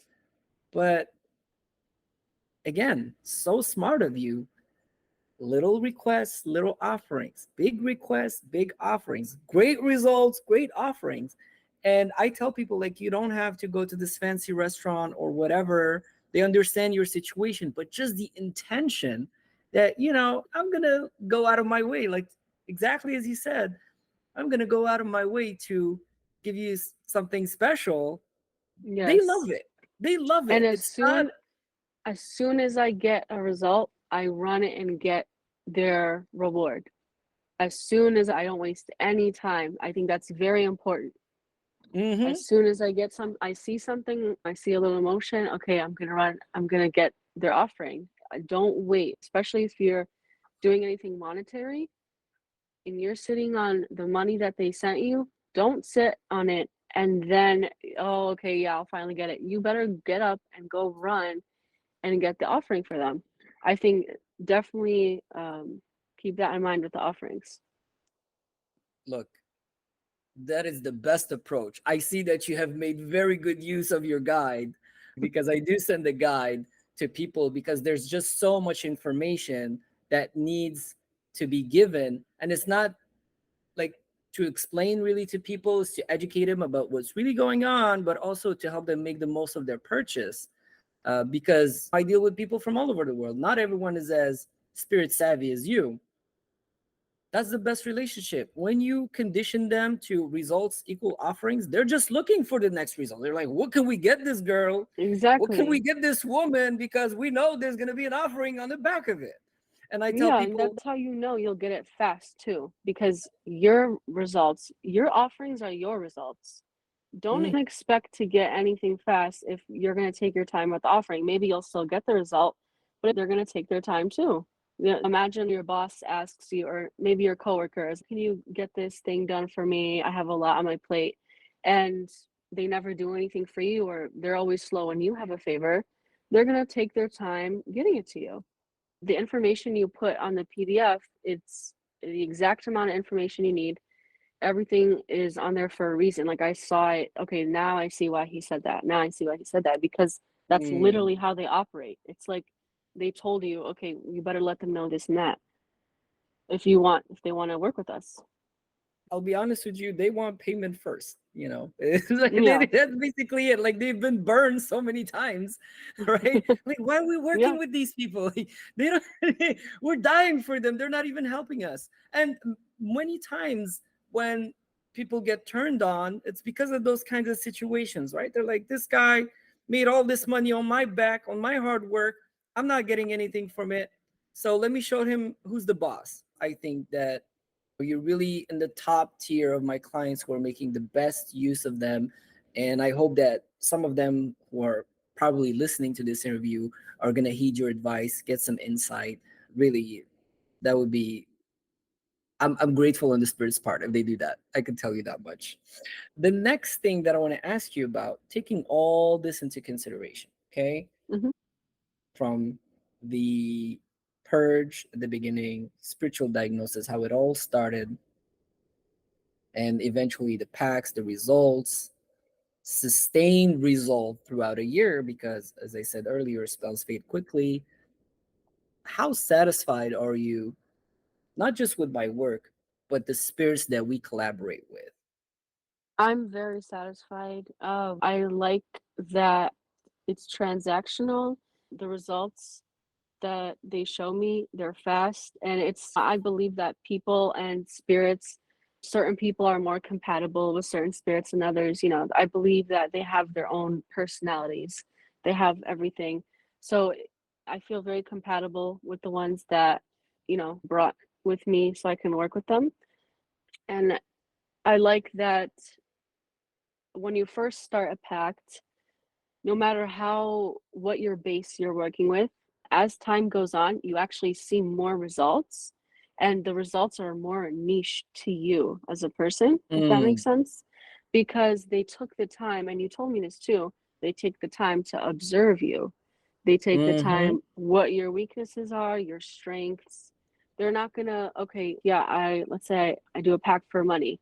There's a lot of money out in the world to be made, Yeah. but they're not going to stick you in a job where it requires all your weaknesses to be successful in. They take the time to observe you, and they're very calculative.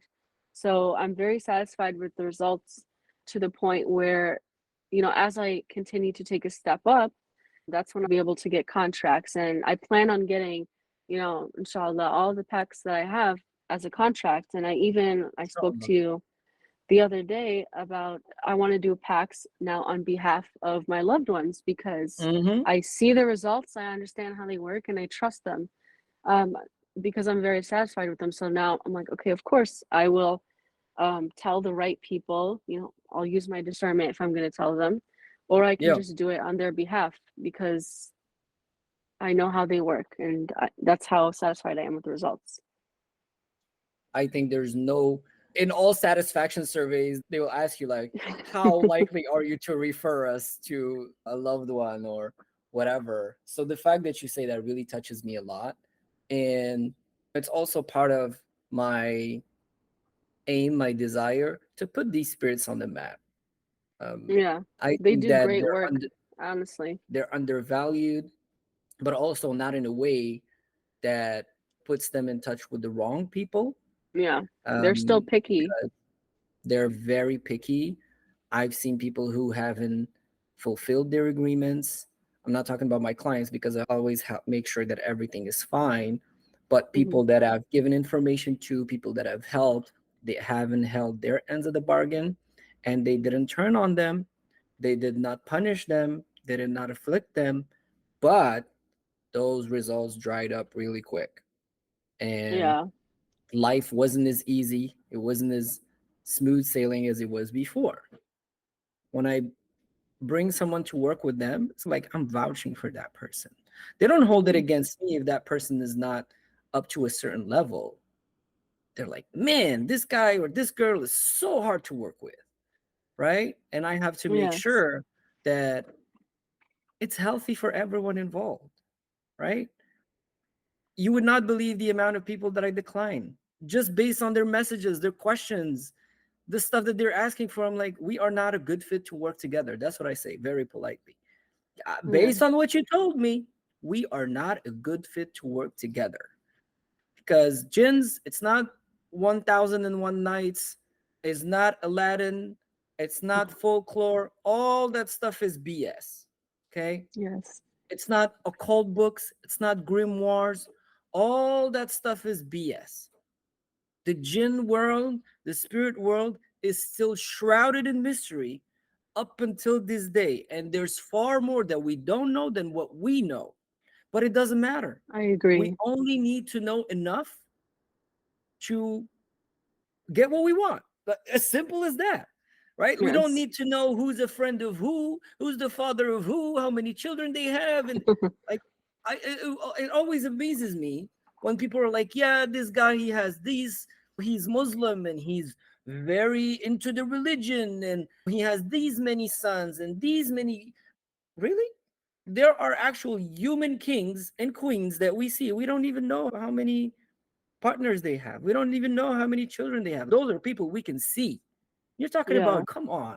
So it is important in order to be satisfied in life. I think that you, first of all, have to be perceptive. You have to be willing to work for it, but also give them their just due. It goes both ways.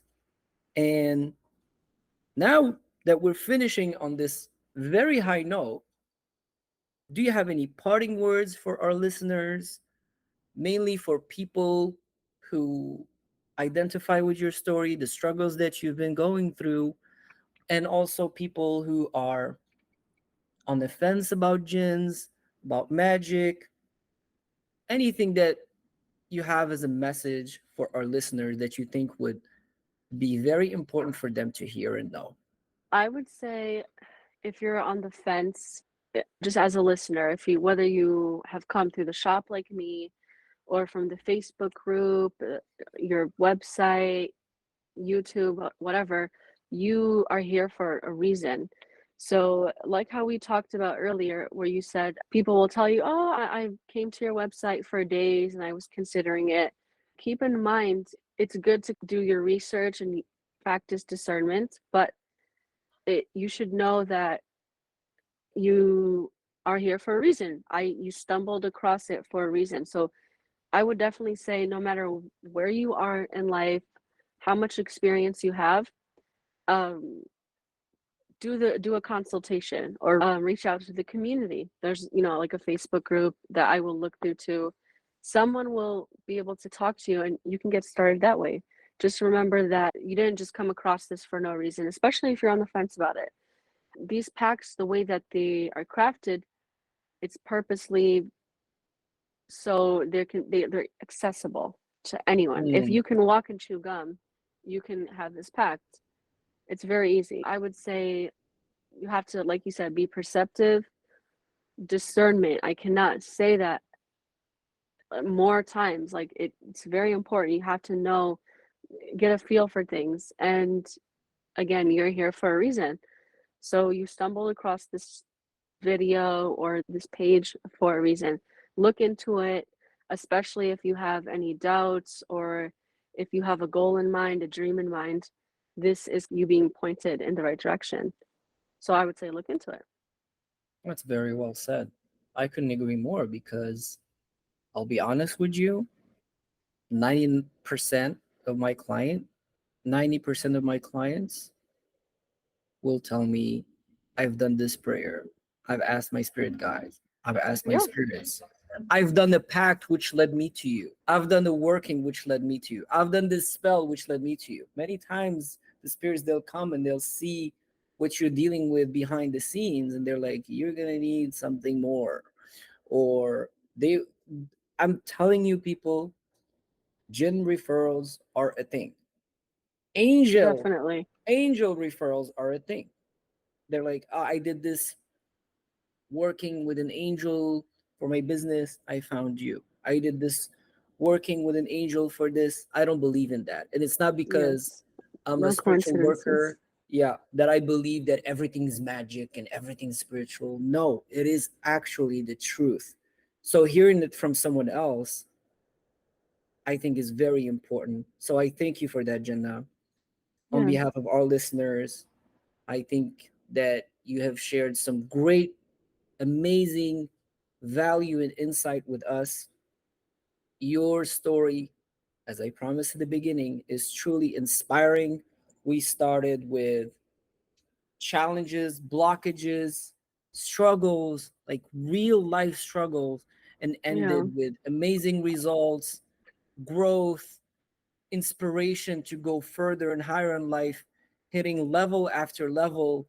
Of course, we want overnight transformation, but that stuff is just in the movies.